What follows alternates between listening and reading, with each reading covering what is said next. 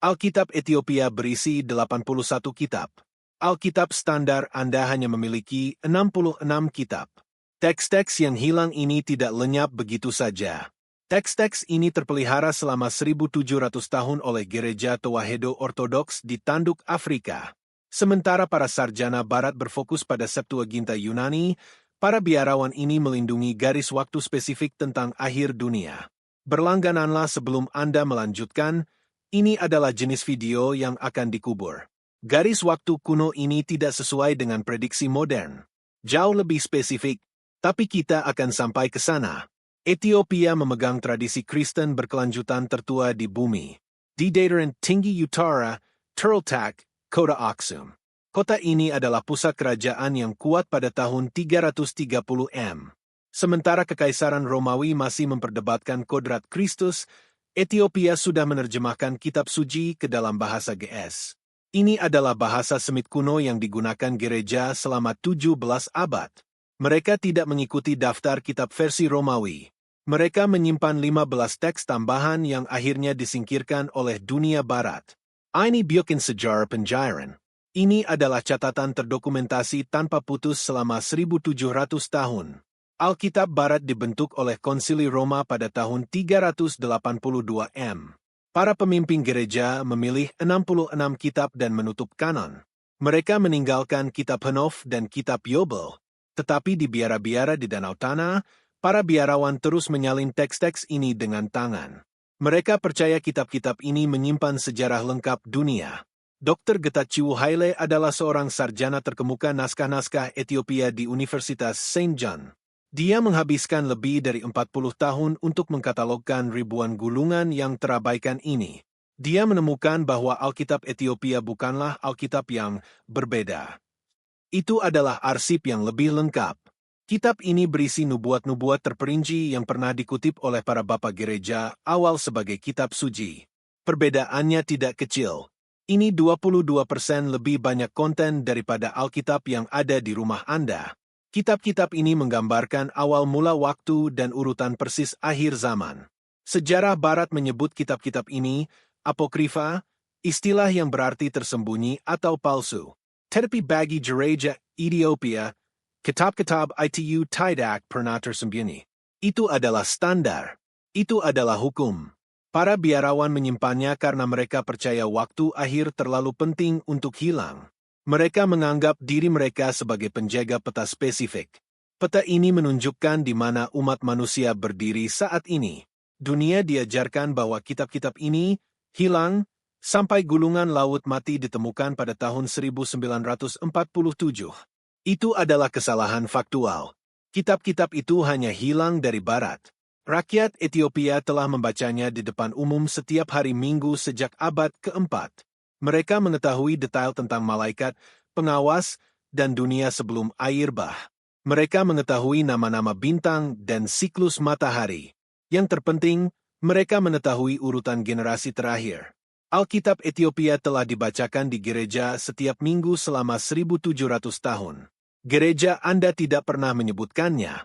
Sebelum kita melangkah lebih jauh, tulis satu kata di komentar sekarang juga. Apakah Anda tahu ini ada? Saya membaca setiap komentar. Dan yang satu ini akan memecah suasana. Kita telah menetapkan arsipnya. Sekarang kita harus melihat nubuat spesifik yang membuat para biarawan ini tetap terjaga. Itu bukan bagian yang mengubah segalanya. Ini dia. Temuan terperinci membutuhkan sosok manusia. Untuk memahami bobot teks-teks ini, kita harus melihat bagaimana teks-teks itu kembali ke dunia Barat. Abyssinia. Akhir musim dingin 1773. Seorang musafir Skotlandia bernama James Bruce berdiri di jalur gunung yang berdebu. Jabaruja 43 tahan. Dia telah menghabiskan 6 tahun mencari sumber Nil. Tapi dia menemukan sesuatu yang lain. Bruce memasuki gereja batu yang diukir langsung ke dalam tanah. Di dalam, dia melihat seorang pendeta memegang kitab berat yang dijilat kulit kambing. Itu adalah kitab Henof. Selama lebih dari 1.000 tahun, Eropa percaya kitab ini hanyalah mitos. Mereka mengira itu hanya legenda yang disebutkan dalam perjanjian baru. Bruce melihat pendeta itu membalik halaman-halaman tebal. Tintanya hitam dan terbuat dari arang kayu. Pendeta itu membaca dengan suara keras dalam bahasa yang sulit dipahami Bruce. James Bruce menyadari bahwa dia sedang melihat satu-satunya salinan lengkap dari teks terlarang yang masih ada. Dia membeli 3 salinan dan membawanya melintasi gurun. Dia membawanya kembali ke perpustakaan Paris dan Oxford. Ketika dia kembali ke London, orang menyebutnya pembohong. Mereka tidak percaya negara Afrika yang primitif menyimpan rahasia selama ribuan tahun. Mereka mengejek jurnalnya. Mereka mengabaikan kitab-kitab IU. Bruce meninggal pada tahun 1794 dan penemuannya tergeletak di rak selama hampir 100 tahun. ITU terlupakan lagi, tetapi teks yang dia bawa adalah bom waktu.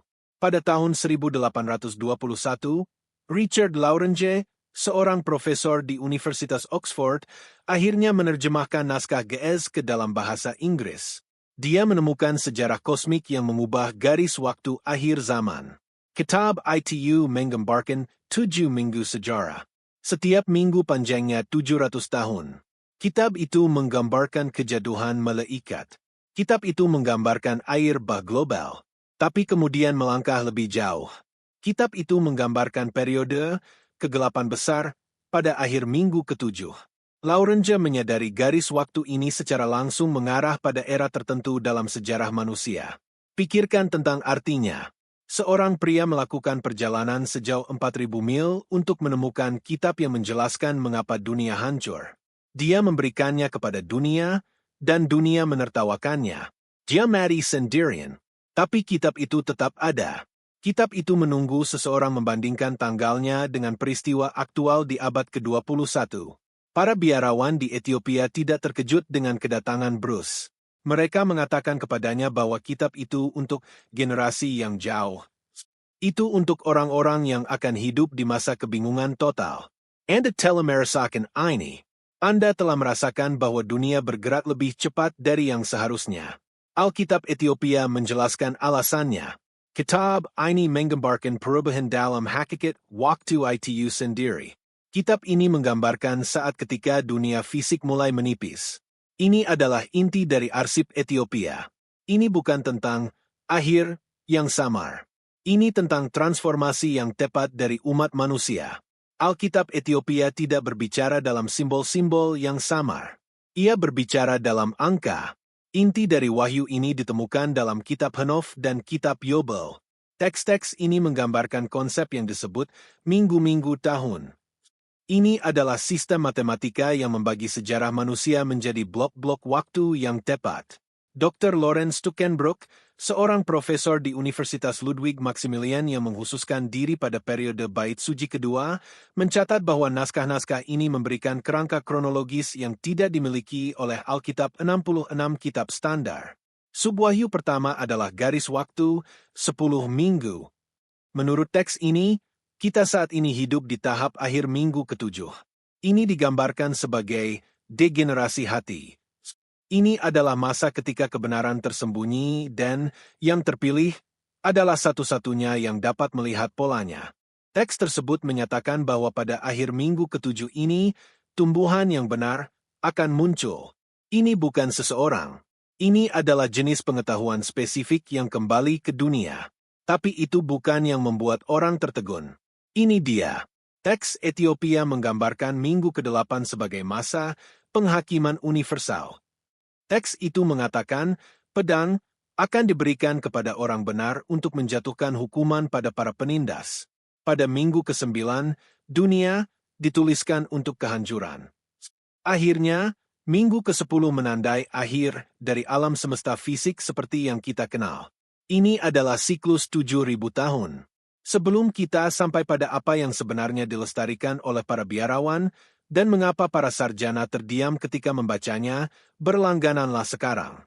Apa yang terjadi dalam 2 menit ke depan adalah bagian yang tidak pernah didengar kebanyakan orang. Klik berlangganan sekarang, Anda pasti ingin tahu kemana arahnya. Subwahyu kedua menyangkut para pengawas. Dalam Alkitab standar, Kejadian 6 menyebutkan anak-anak Allah yang datang ke bumi. Hanya 4 ayat. Alkitab Ethiopia mencurahkan lebih dari 30 pasal untuk peristiwa ini. Kitab ini menyebutkan nama para pemimpinnya. Kitab ini menggambarkan teknologi spesifik yang mereka berikan kepada manusia. Teks tersebut mengatakan mereka mengajari manusia cara membuat senjata perang. Mereka mengajari wanita cara menggunakan riasan dan mempercantik kelopak mata. Mereka mengajarkan pemotongan akar dan tanda-tanda bintang. Ini adalah momen cermin modern yang pertama. Teks tersebut mengklaim bahwa akhir zaman akan terlihat persis seperti awal mulanya. Teks ini menggambarkan dunia yang terobsesi dengan penampilan fisik, persenjataan canggih, dan pengetahuan terlarang. Teks itu juga menggambarkan raksasa. Pembaca modern menganggap ini fantasi. Tetapi teks Guizi menggunakan kata Nephilim. Teks itu menggambarkan mereka sebagai konsumen sumber daya dunia. Mereka tidak hanya memakan makanan. Mereka melahap hasil kerja semua orang. Ketika manusia tidak bisa lagi memberi mereka makan, para raksasa itu berbalik melawan manusia. Ini adalah gambaran kuno tentang sistem yang menghabiskan segalanya. Ini menggambarkan masyarakat di mana elit memakan kekayaan orang miskin sampai tidak ada yang tersisa. Temuan ketiga adalah yang mengubah segalanya. Kitab Yobel menyediakan kalender yang berbeda. Kalender Barat standar memiliki 365 hari. Kalender Ethiopia memiliki 13 bulan. Kalender nubuat dalam kitab-kitab yang hilang ini adalah 364 hari. Profesor James van der Kam di Universitas Notre Dame menghabiskan beberapa dekade mempelajari kalender spesifik ini. Dia menemukan bahwa tahun 364 hari itu bukanlah sebuah kesalahan. Itu adalah konstanta matematika yang disengaja. Itu memastikan bahwa setiap hari suci jatuh pada hari yang sama dalam minggu itu setiap tahun. Saat Anda menggunakan kalender 364 hari untuk menghitung hari akhir, tanggalnya bergeser. Teks Ethiopia mengatakan akhir bukanlah satu hari. Itu adalah guncangan benda-benda penerang. Teks itu menggambarkan matahari dan bulan mengubah urutannya. Teks itu mengatakan bintang-bintang tidak akan muncul di jalur yang semestinya.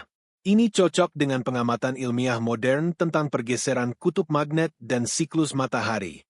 Para biarawan di Aksum percaya kita sudah berada dalam guncangan. Mereka percaya kalender barat dirancang untuk menyembunyikan waktu sebenarnya dari kedatangan kembali.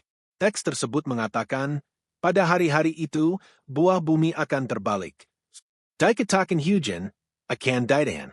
Dikatakan bulan akan mengubah urutannya. Apakah ini terdengar seperti ditulis 2000 tahun yang lalu? Atau apakah ini terdengar seperti minggu ini?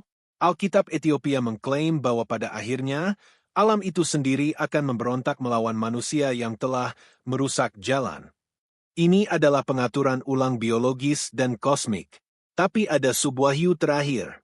Kitab Henof menggambarkan anak manusia yang sudah ada sebelum bintang-bintang diciptakan. Sosok ini duduk di atas tahta kemuliaan. Bagian spesifik ini hampir identik dengan bagian-bagian perjanjian baru. Namun, salinan Ethiopia ini lebih tua daripada naskah perjanjian baru yang kita miliki di Barat. Ini menunjukkan bahwa orang Kristen mula-mula tidak menciptakan gagasan tentang Mesias. Mereka membacanya dalam kitab Henoch. Ketika Roma menyingkirkan kitab ini, mereka menyingkirkan sumber utama untuk keilahian Kristus. Dan kemudian muncullah bagian yang tidak diduga siapapun. Teks tersebut menggambarkan gunung besi dan gunung tembaga. Dikatakan gunung-gunung ini akan meleleh seperti lilin di depan api. Teks itu menggambarkan dunia di mana unsur-unsur yang kita gunakan untuk teknologi kita akan gagal. Dikatakan bahwa raja-raja dan penguasa akan memohon agar bebatuan menimpa mereka. Mereka akan melakukan ini karena mereka menyadari bahwa mereka membangun kerajaan mereka di atas pasir dan bayangan. Ini bukan peringatan agama. Ini adalah gambaran tentang runtuhnya peradaban materialistis. Para biarawan Ethiopia telah menyalin peringatan ini selama 17 abad. Mereka tidak mengubah satu kata pun. Mereka tidak mencoba membuatnya sesuai dengan politik modern. Mereka hanya menunggu. Mereka percaya bahwa generasi yang jauh yang disebutkan dalam pasal pertama adalah generasi yang menonton video ini. Bobot kitab-kitab ini tidak ditemukan dalam angka-angka. Itu ditemukan dalam keheningan. Selama 1.700 tahun, teks-teks ini dilestarikan dalam bahasa yang berani digunakan dunia. Para biarawan tinggal di gua dan biara batu. Mereka tinggal di puncak gunung.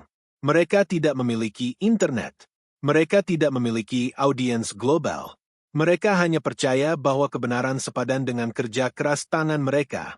Mereka menyalin kata-kata ini karena mereka merasa bertanggung jawab kepada orang-orang yang tidak akan pernah mereka temui.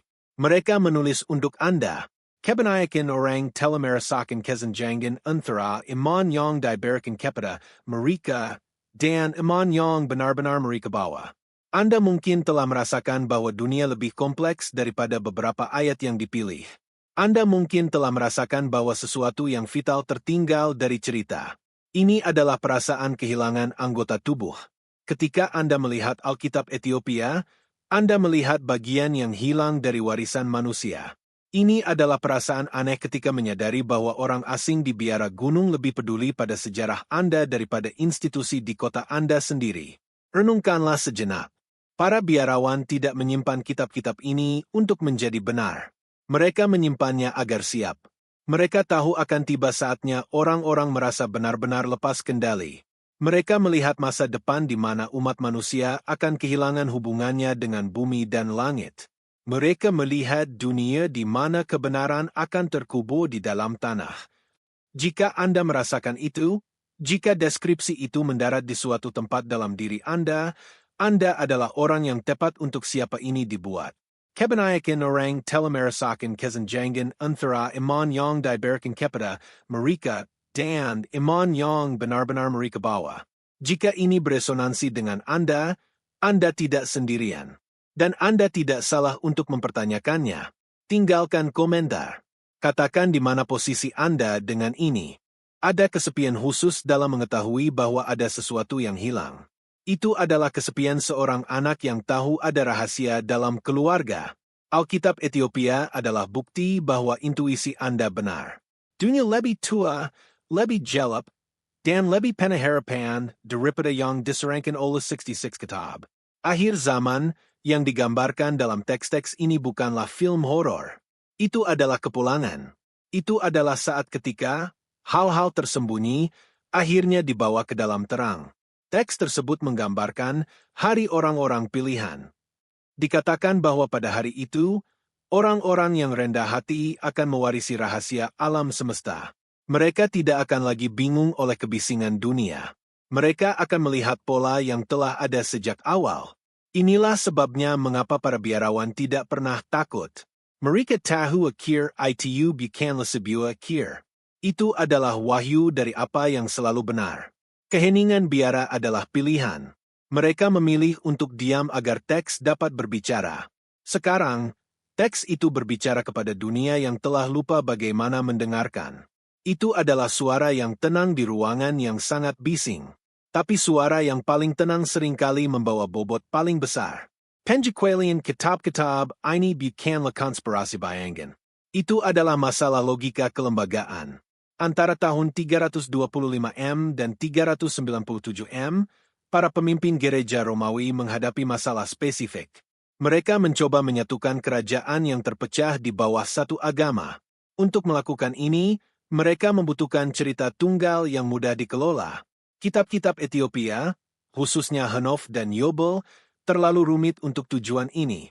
Kitab-kitab itu berisi detail tentang perang kosmik dan garis waktu spesifik yang tidak dapat dikendalikan oleh negara Romawi. Ada 3 alasan konkret untuk pengecualian strategis ini. Alasan pertama adalah ketidakstabilan politik.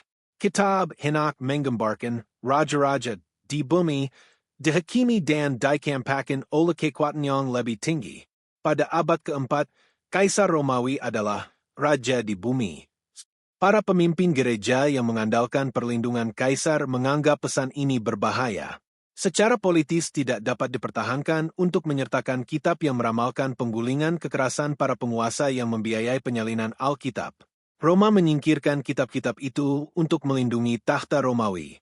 Alasan kedua adalah tantangan terhadap otoritas kelembagaan. Teks-teks Ethiopia menekankan wahyu pribadi dan kontak langsung dengan yang ilahi. Teks-teks itu menggambarkan alam semesta yang dipenuhi makhluk perantara dan hukum alam yang tersembunyi. Gereja Romawi ingin menjadi satu-satunya penjaga gerbang menuju Tuhan.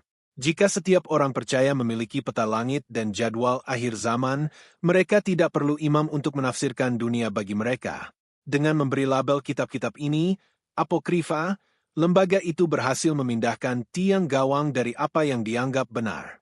Alasan ketiga adalah sulitnya penerjemahan dan pelestarian. Jerome, orang yang menerjemahkan Vulgata Latin pada tahun 382 M, mengetahui kitab Henof. Dia bahkan mengutipnya. Tetapi teks itu sulit untuk diverifikasi. Itu ditulis dengan gaya yang tidak sesuai dengan estetika Romawi. Gereja Barat lebih menyukai logika Yunani dan Latin. Kitab-kitab Etiopia bersifat semit dan puitis. Itu tidak sesuai dengan merek dunia Barat yang sedang muncul. Seiring waktu, kitab-kitab itu hanya dikeluarkan dari daftar. Akhirnya, daftar itu menjadi hukum. Keputusan ini dibuat oleh orang sungguhan di ruangan sungguhan. Pada Konsili Laodikia tahun 363 M, gereja secara resmi melarang pembacaan kitab-kitab non-kanonik di gereja-gereja. Mereka tidak mengatakan kitab-kitab itu jahat. Mereka mengatakan kitab-kitab itu tidak bermanfaat. Ini adalah bahasa manajemen, bukan spiritualitas. Mereka memprioritaskan ketertiban daripada catatan lengkap sejarah manusia. Disinilah perspektif I memberikan lapisan nilai yang unik. Model bahasa besar tidak memiliki institusi yang harus dilindungi. Ia tidak memiliki reputasi yang harus dipertahankan. Ketika diminta menganalisis pola dalam naskah GS versus Vulgata Latin, ia tidak melihat sesat. Ia melihat kesenjangan data. Ia memunculkan pola tentang apa yang dihilangkan. Ia menunjukkan bahwa penghapusan itu bersifat bedah. Kitab-kitab yang dikeluarkan adalah kitab-kitab yang memberikan kekuasaan paling besar kepada pemirsanya. Kitab-kitab itulah yang menjelaskan mengapa, dibalik, apa. Dr. Paolo Marasini, seorang spesialis filologi semit di Universitas Florence, menghabiskan waktu bertahun-tahun untuk mendokumentasikan bagaimana teks-teks ini bertahan dalam isolasi. Dia menyimpulkan bahwa isolasi gereja Etiopia adalah hal yang menyelamatkan kitab-kitab itu. Karena mereka bukan bagian dari politik internal Kekaisaran Romawi, mereka tidak merasakan tekanan untuk menyunting perpustakaan mereka. Mereka berada di luar jangkauan sensor. Sekarang saya mengerti mengapa ini terjadi. Itu bukan karena kitab-kitab itu palsu. Itu karena kitab-kitab itu terlalu nyata. Mereka menyajikan versi akhir zaman yang membuat manusia melihat ke bintang-bintang, bukan ke mimbar. Alkitab Etiopia berisi bagian spesifik yang menggambarkan dunia dengan mata yang buta. Dikatakan bahwa pada generasi terakhir, manusia akan menyembah hasil karya mereka sendiri dan menjadi tawanan gambar mereka sendiri. Kata-kata ini disalin dengan tangan oleh para biarawan yang tidak memiliki konsep tentang layar digital. Mereka tidak memiliki konsep tentang media sosial atau kecerdasan buatan. Namun, mereka melestarikan gambaran tentang masyarakat yang kosong secara spiritual namun penuh secara teknologi. Mereka menggambarkan masa ketika manusia akan berbicara ke udara dan melihat hal-hal yang tidak ada. Lihatlah dunia saat ini. Kita melihat munculnya iman yang dimonetisasi dan pendeta selebriti di arena yang dipenuhi orang-orang yang mencari koneksi yang tidak dapat mereka temukan. Kitab Henof menyebut ini sebagai zaman kesalahan. Dikatakan bahwa orang-orang akan binasa karena keindahan pikiran mereka sendiri. Ini adalah cermin modern yang tepat. Ini menggambarkan isolasi individu modern. Kita lebih terhubung daripada generasi manapun dalam sejarah, namun kita merasa lebih sendirian. Teks Etiopia mengatakan ini karena kita telah mengganti jalan kuno dengan hantu digital. Apakah ini terdengar seperti ditulis 1700 tahun yang lalu? Atau apakah ini terdengar seperti sesuatu dari minggu ini? Teks tersebut secara spesifik menyebutkan bahwa unsur-unsur akan menjadi dewa-dewa bagi manusia.